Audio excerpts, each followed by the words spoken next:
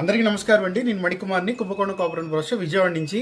యాక్చువల్గా నేను మీకు ఏనుగు కుంభస్థలాలు అయితే చూపిస్తాను. అంటే ఇది ఆల్రెడీ మీకు తెలిసిందే, కాకపోతే మీకు ఏనుగు కుంభస్థలాల్లో హెవీ అనేది చాలా చాలా పెద్ద సైజు అనమాట. సో ఇక్కడ మీకు 3 సైజులు ఉన్నాయి.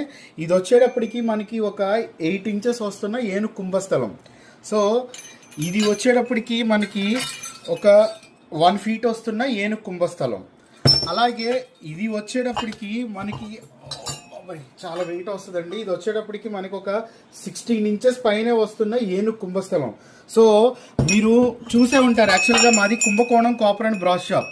సో మా కుంభకోణం కాపరేటివ్ బ్రాస్ షాప్కి మేము ఏనుగు కుంభస్థలాన్ని లోగోగా పెట్టాం. యాక్చువల్గా ఏనుగు కుంభస్థలాన్ని సెలెక్ట్ చేసుకోవడానికి కారణం, యాక్చువల్గా మన హిందూ మైథాలజీ ప్రకారం ఏనుగు కుంభస్థలం అనేది లక్ష్మీదేవి ఒక నివాసం. లక్ష్మీదేవి ఉండేది 3 చోట్ల. ఒకటి ఆడవాళ్ళ ఒక సింధూరంలో, అలాగే ఏనుగు కుంభస్థలంలో, తర్వాత వచ్చేటప్పటికి మనకి మారేడు దళాల్లో కూడా అమ్మవారు ఉంటారనమాట. సో ఇది లక్ష్మీదేవి యొక్క స్థిర నివాసం.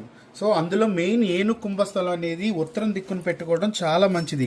అంటే మీ ఎవరి గుమ్మాన్ని వాళ్ళు అనుకూలంగా బయటే పెట్టాలని లేదు, లోపల భాగం పెట్టాలని లేదు. ఎక్కడైనా సరే ఏనుగు కుంభస్థలాన్ని పెట్టుకుంటే చాలా మంచిదన్నమాట. కేరళలో కూడా మనకి ఏనుగు కుంభస్థానానికి నెట్టి పట్టం అని చెప్పి రకరకాలుగా అలంకారంతో చేసిన తాపడాలు కూడా అమ్ముతూ ఉంటారు. సో ఆ తాపడాలు పెట్టినా కూడా అదే ఫలితం ఉంటుంది, నెట్టి పట్టం అంటారు దాన్ని.